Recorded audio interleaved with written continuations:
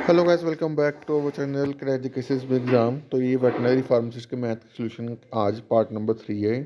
ठीक है, अभी क्वेश्चन क्या बोला कि time sorry two pipe P और क्यू,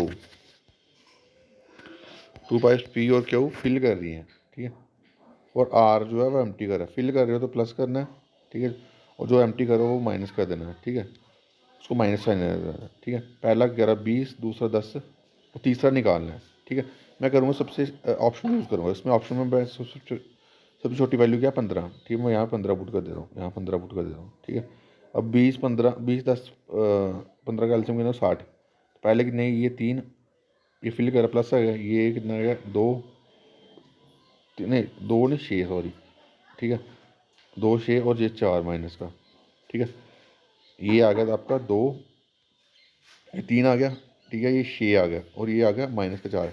एम टी का तो माइनस करेगा। ठीक है, तो 60 को आप 3 + 6 9, 9 में 4 निकाले 5, तो कितना आया 12 मिनट। तो ये क्वेश्चन में दिया था ना 12 मिनट, यानी कि इसका आंसर क्या आएगा 15 आंसर। ठीक है, जब भी टाइम पाइप एंड किस्टन वाले क्वेश्चन आएंगे तो आपको जो भी फिल करेगा वो आप प्लस करना है वहाँ पे, तो एम्प्टी करेगा उसको माइनस करना है। बस यही चीज़ है इसके, ये टाइम एंड वर्क के क्वेश्चन होते हैं। ठीक है, बस इसमें यही चीज़ होती है, फिल करने में प्लस करना है, एम्प्टी करने में माइनस करना है, बस इसके अलावा कुछ नहीं होता इस टाइप के क्वेश्चन में। ठीक है, ये क्वेश्चन हो गया। उसके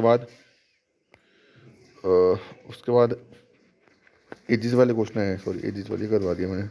ठीक है, एजिस वाले क्वेश्चन आए हूँ। अब एजिस वाले कंसेप्ट क्या है, एजिस वाला अगर आपने कंसेप्ट देखा होगा तो एजिस वाले में क्या है कि जो भी दो बंदों की एज होगी ना, उसका टाइम उसका डिफरेंस होगा वो सेम होगा। ठीक है, उसने बोला नविश और लव्या नविश और लव्या की जो एज हो रही है 4 है।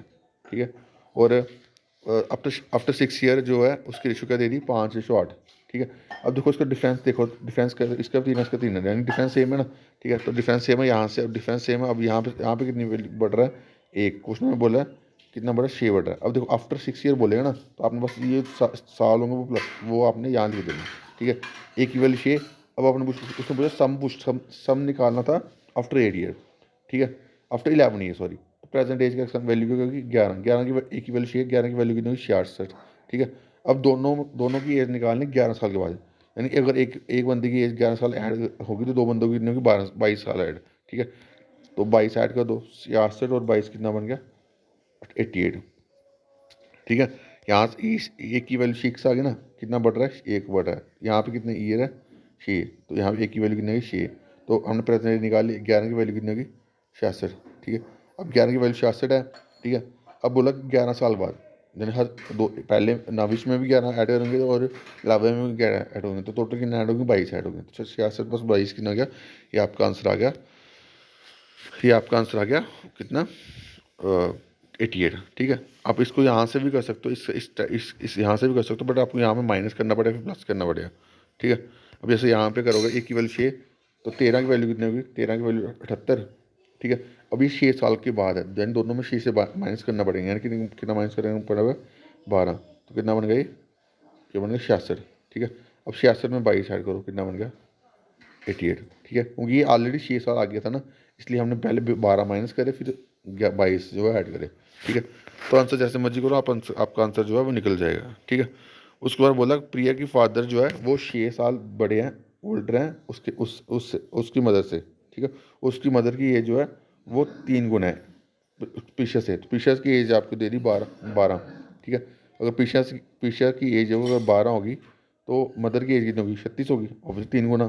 ठीक है, और जो प्रिया का फादर है वो 6 ज़्यादा है मदर की एज से, तो 6 ज़्यादा यानी 42 होगा। ठीक है, अब बोलता है कि प्रिया की फादर की एज क्या होगी जब वो उसकी प्रिया जन्म होगी, तो 12 माइनस कर दो, कितना होगी 30 साल। तो ये आपका आंसर आ गया। ठीक है, तो क्वेश्चन बड़े बेसिक क्वेश्चन आए थे इसमें जेके वेटनरी फार्मासिस्ट एग्जाम में। बाकी और भी क्वेश्चन में अच्छे अच्छे क्वेश्चन सारे सभी क्वेश्चन करवा दूंगा। ठीक है, तो बाकी अभी के लिए इतना ही। Thank you guys, love you all.